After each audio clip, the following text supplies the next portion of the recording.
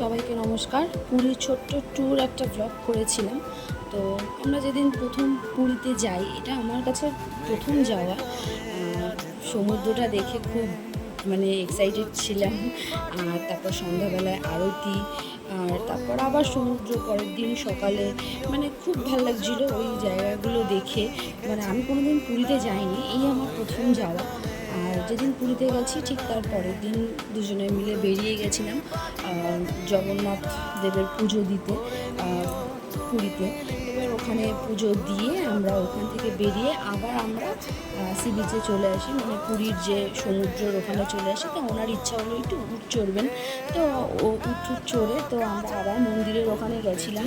ওখানে একটু ঘুরে সাইট সিনগুলো সব নিয়ে ভিডিও করে কিছু ফটো তুললাম, ফটোগুলোও শেয়ার করলাম সমুদ্রের ওখানে।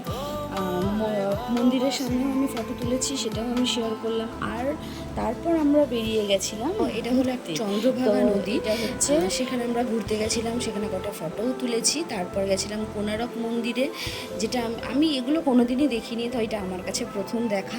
আমার খুব ভালো লেগেছে এই জায়গাগুলো ঘুরতে। প্রচণ্ড রোদ ছিল আর আমার শরীর খারাপ হয়ে গেছিলো রোদে ঘুরতে ঘুরতে।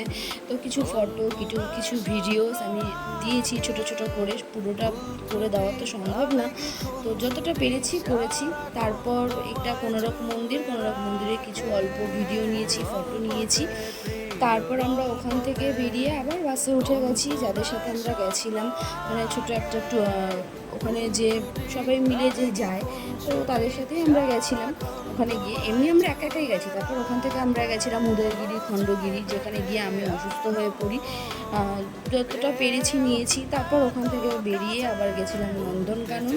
তো নন্দনকানন থেকে ফিরে সোজা তারপরের দিন বাস স্ট্যান্ডে চলে এসেছি, বাস স্ট্যান্ডেরও ভিডিও দিয়ে দিলাম। ব্যাস এইটুকুই। তারপর ফটো তো আছেই, ফটোও শেয়ার করেছি। সবাই খুব ভালো থেকো, যতটা পেরেছি ভিডিও দেওয়ার চেষ্টা করেছি। জয় জগন্নাথ।